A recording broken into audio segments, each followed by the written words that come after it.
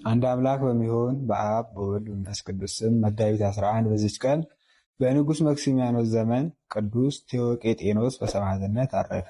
ይህ ቅዱስ አስቀድሞ ወታደር ነበር። ትጥቁን በንጉሱ ፊት ጥሎ በክብር ባለቤት በጌታችን ኢየሱስ ክርስቶስ ታመነ። ከእርሱም ጋራ ብጽዕት እስክንድራ አለች። ንጉሱም ሰምቶ ተቆጣ።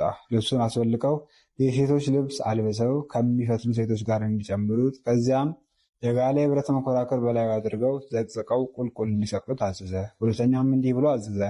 የፈላ ቅጥራን የተበላ ወጭት አምጥታችሁ ወደ ጆሮ እስቲደርስ በራሱ ላይ ይደፉበት። ደግሞ ከተሰቀለበት አውርደው ከእስረኛው እስክንድራ ጋር በፊቱ እንዲያቆሙት አዘዘ። ከዚህም በኋላ ምላሱን እንዲቆርጡ አዘዘ። በሊ ቅዱሳን በአንገቶቻቸው የሚከባብሉ ድንጋዮችን አስረው በኤፍራጥስ ወንዝ ውስጥ እንዲጥሏቸው አዘዘ። በዚያም ተጋድሏቸውና ምስክርነታቸውን ፈጸሙ። ስጋቸውንም ምዕመናን አግኝተው በስውር ቦታ ቀበሩት። በረከታቸውም ከኛ ጋር ትኑር ለዘላለሙ አሜን።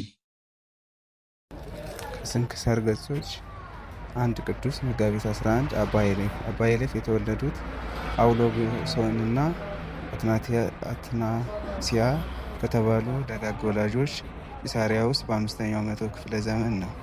ጻድቁ በሕፃንነታቸው ወደ አባ አንጦንስ ገዳም ገብተው ከዓመታት ተጋድሎ በኋላ ከ8ቱ ጓደኞቻቸው ጋር ወደ ኢትዮጵያ የመጡ ሲሆን ከ9 ቅዱሳን አንዱ ናቸው።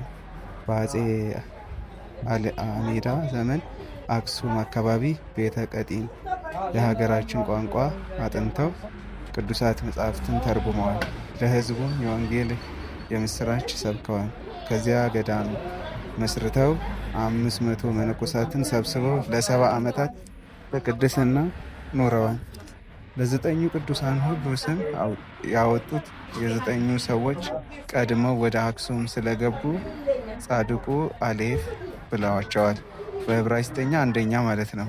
ጻድቁ ከፈጣሪያቸው የምሕረት ቃል ኪዳን ተቀብለው በዚች ቀን አርፈዋል።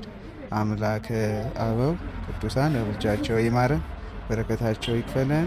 መጋቢት 11 ቀን የሚከበሩ ዓመታዊ የቅዱሳን በዓላት፣ አንደኛ አባ ሄሌፍ ጻድቅ ከ9ቱ ቅዱሳን አንዱ፣ አባ ቴዎቄጤኖስ ሰማዕት፣ ቅዱስ ባሲሊዮስ ጳጳስና ሰማዕት፣ አባ ኤፍሬም ሰማዕት፣ አባ ኤልያስ ሰማዕት 5 ናቸው። ወርሃዊ በዓላት ቅዱስ ያሬድ ካህን፣ ቅዱስ ገላውዲዮስ ሰማዕት፣ ቅዱስ